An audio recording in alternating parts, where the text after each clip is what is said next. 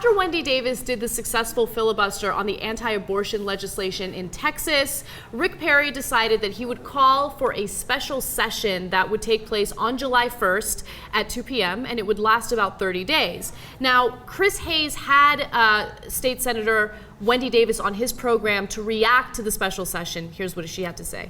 We will not allow the breakdown of decorum and decency to prevent us from doing what the people of this state hired us to do. How do you respond to that? You know, I would respond to that by saying that Governor Perry and Lieutenant Governor Dewhurst led the charge in terms of a breakdown in decorum. They have overridden and made a mockery of all of the rules that we run by in this state. First, by taking an issue that couldn't make it through the regular session where we have a two-thirds majority rule in the Senate in order to bring a bill up to the floor rule, and instead moving it to a special session where Lieutenant Governor Dewhurst made a decision that we would no longer respect that two-thirds tradition for purposes of the special session, that this bill instead could pass by a simple majority.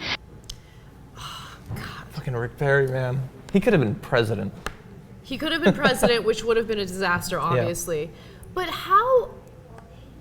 shouldn't the people of Texas be upset at the fact that their governor is now wasting these, representatives' these senators, wasting their time so they can focus on an anti-abortion bill? Really, yeah. Texas has no other issues? Just the issue of abortion? That's what you're going to focus on? Well, bear in mind that because of how weird and twisted the Texas state conception of what the role of legislators should be, they only are in session for something like a few months every 2 years or something like that. Yeah. So at least they're working. I suppose that's a silver lining. I hate that they're being brought back for this. But also, just to directly reference what he said there about the breakdown of decorum, here's what was a breakdown of decorum. When they lied about the 3 breaches of germaneness, when only 2 had to do with germaneness, and cut off her filibuster because of that, when they refused to recognize Letitia Van de Puig's attempt to get the speaker's attention and barreled through with the roll call vote,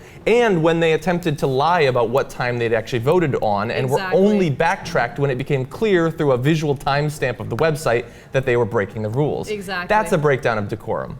I know, it's incredible. And the fact that they called a point of order because someone helped her with her back brace. Yeah. How ridiculous is that?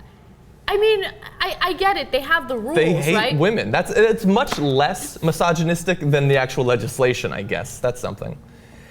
Yeah, look, Texas is going to change. It is changing demographically. So, we'll see. Well, it is. I'm a little skeptical. But Rick Perry also said, and I'm paraphrasing, we don't have the graphic for you guys, but he said something along the lines of, apparently Wendy Davis didn't learn from her own example, right? And he's referring to the fact that she got pregnant when she was a teenager and she was a single mother.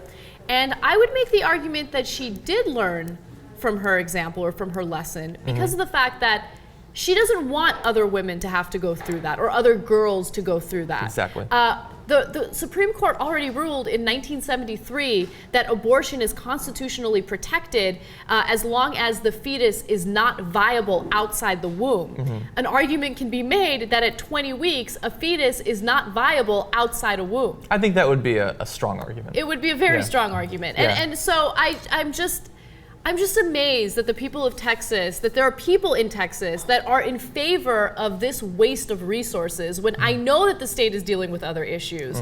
Its economy. I mean, let's focus on that. I mean, Rick Perry was the first to point to Obama about his lack of job creation. How about we point to you and your lack of job creation? Yeah, instead he's pointing at Wendy Davis and in some ways mocking her past.